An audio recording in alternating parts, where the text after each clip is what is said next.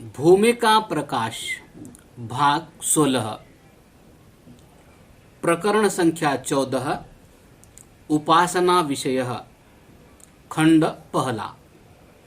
ओम युक्तेन मनसा वयं देवस्य सवितुः सवे स्वर्गाय शक्त्या। यजुर्वेद। सब मनुष्य इस प्रकार की इच्छा करें कि हम लोग मोक्ष सुख के लिए अपने पूर्ण सामर्थ्य से परमेश्वर की सृष्टि में उपासना योग करके अपने आत्मा को शुद्ध करें कि जिससे अपने शुद्ध मन से परमेश्वर के प्रकाश रूप आनंद को प्राप्त हो।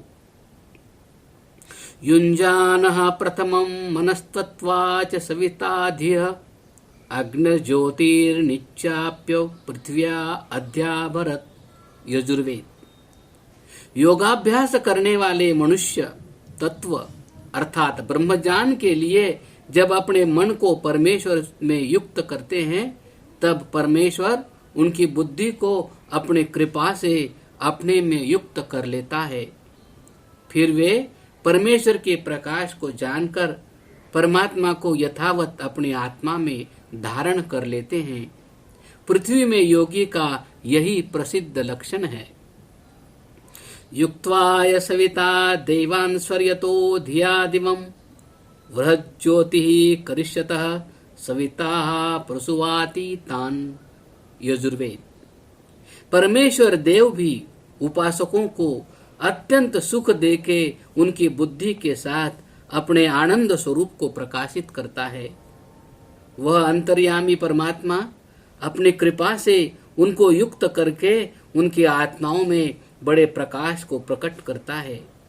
सब जगत का पिता उपासकों को ज्ञान और आनंद से परिपूर्ण कर देता है। परंतु जो मनुष्य सत्य प्रेम भक्ति से परमेश्वर की उपासना करेंगे उन्हीं उपासकों को अंतर्यामी परमेश्वर मोक्ष सुख देके आनंद युक्त कर देगा। सीरा युञ्जन्ति कवयो युगावी तन्वते पृथक धीरा देवेषु सुम्नया। यजुर्वेद।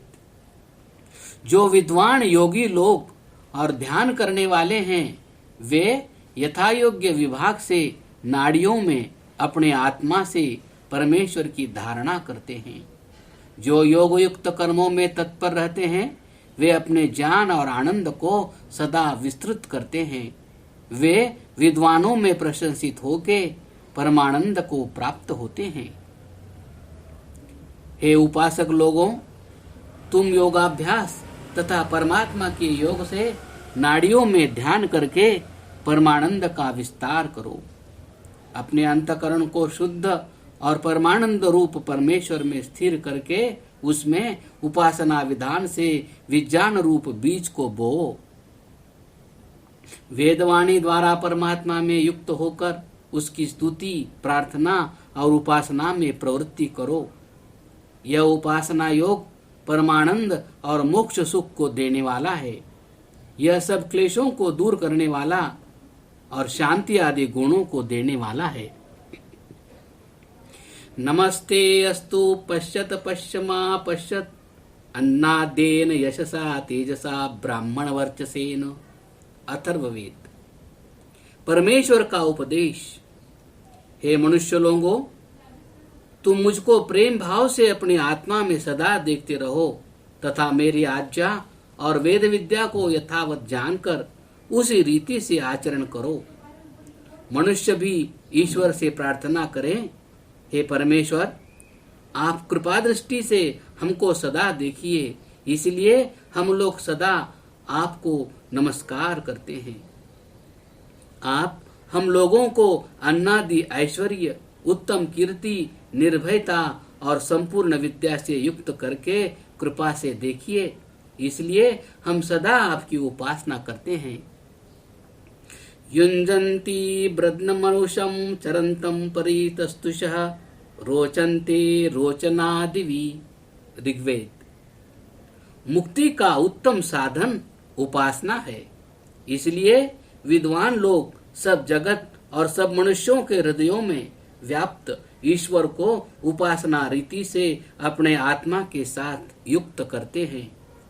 वह ईश्वर सबका जानने वाला, हिंसा आदि दोष रहित, कृपा का समुद्र, सब आनंदों का बढ़ाने वाला, सब रीति से बड़ा है। इसी से उपासकों के आत्मा सब अविद्यादि दोषों के अंधकार से छूट के आत्माओं को प्रकाशित करने वाले परमेश्वर में प्रकाशमय होकर प्रकाशित रहते हैं। उपासना करने का प्रकार। जब जब मनुष्य ईश्वर की उपासना करना चाहे, तब तब इच्छा के अनुकूल एकांत स्थान में बैठकर अपने मन को शुद्ध और आत्मा को स्थिर करे तथा सब इंद्रिय और मन को सच्चिदानंद आदि लक्षण वाले अंतर्यामी अर्थात सब में व्यापक और न्यायकारी परमात्मा की ओर अच्छी प्रकार से लगाकर सम्यक चिंतन करके उसमें अपने आत्मा को नियुक्त करे। फिर उसी की स्तुति, प्रार्थना और उपासना को बारंबार करके अपने आत्मा को उसमें भली भांति लगा दे। पतंजलि मुनि रचित योग शास्त्र के अनुसार उसकी रीति निम्न है। योगश्चित्तवृत्ति निरोधः, योग दर्शन। चित्त की वृत्तियों को सब बुराइयों से हटा के शुभ गुणों में स्थिर करके परमेश्वर के समीप में मोक्ष को प्राप्त होने को योग कहते हैं।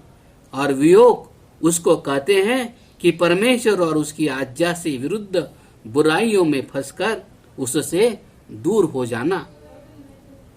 प्रश्न: जब वृत्ति बाहर के व्यवहारों से हटा के स्थिर की जाती है, तब कहाँ पर स्थिर होती है?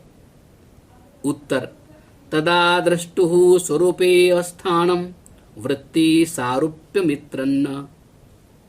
जैसे जल प्रवाह को एक ओर से दृढ़ बांध बना के रोक देते हैं, तब वह जिस ओर नीचे होता है उस ओर चल के कहीं स्थिर हो जाता है। इसी प्रकार मन की वृत्ति भी जब बाहर से रुकती है तब परमेश्वर में स्थिर हो जाती है।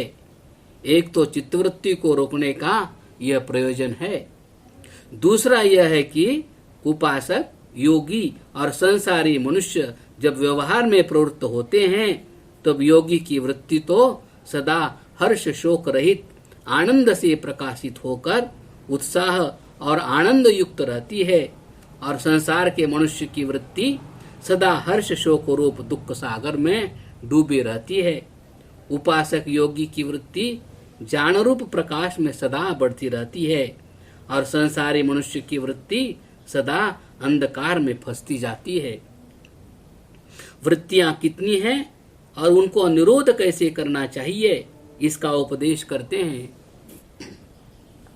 वृत्तयः पंचतयः क्लिष्टा क्लिष्टाः, योग दर्शन।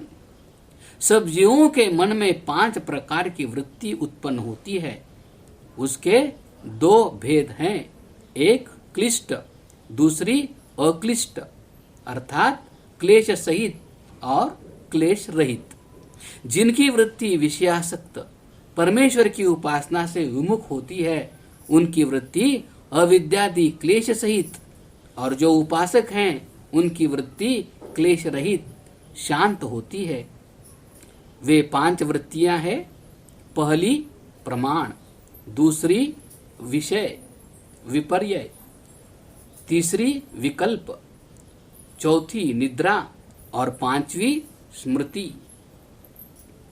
इन वृत्तियों के सक्रिय रहने पर चित्त उपासना में स्थिर नहीं हो सकता।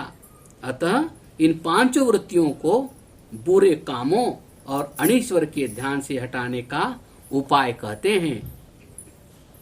अभ्यास वैराग्याभ्याम तन्निरोधः ईश्वर प्रणिधानाद्वा। अभ्यास अर्थात चित्त की वृत्ति को बार बार रोकने से और वैराग्य अर्थात सब बुरे कामों और दोषों से अलग रहने से चित्त की वृत्ति स्थिर हो जाती है, और ईश्वर में विशेष भक्ति होने से मन का समाधान होके मनुष्य समाधि योग को शीघ्र प्राप्त हो जाता है। ईश्वर का स्वरूप। प्रकृति और उपास जीवात्मा से भिन्न ईश्वर का लक्षण लिखते हैं। क्लेश कर्म विपाकाशयर परामृष्ट पुरुष विशेष ईश्वर योग दर्शन। अविद्यादि 5 क्लेश, अच्छे और बुरे कर्म, उन कर्मों के फल और वासनाओं से जो पृथक है और बंधन रहित है, उसी पूर्ण पुरुष को ईश्वर कहते हैं। वह कैसा है?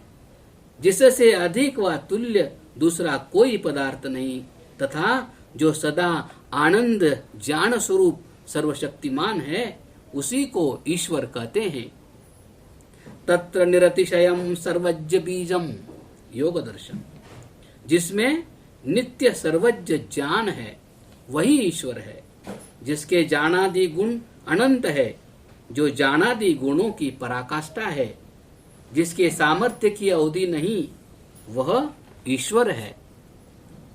स एष पूर्वेषामपि गुरुः कालेनावच्छेदात् तस्य वाचकः प्रणवः तज्जपस्तदर्थ भावनम योग दर्शन। वह परमात्मा सृष्टि के आदि में उत्पन्न हुए अग्नि, वायु आदि का भी गुरु है। वह काल की सीमा से परे है। उस ईश्वर का नाम ओम है, जो पिता पुत्र के संबंध के समान है। यह नाम ईश्वर को छोड़ के दूसरे अर्थ का वाची नहीं हो सकता।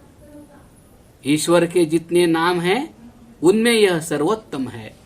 इसलिए इसी नाम का जप अर्थात स्मरण और उसी का अर्थ विचार सदा करना चाहिए, कि जिससे उपासक का मन एकाग्रता, प्रसन्नता और ज्ञान को प्राप्त होकर स्थिर हो और उसके हृदय में परमात्मा का प्रकाश और परमेश्वर की प्रेम भक्ति सदा बढ़ती जाए क्रमशः।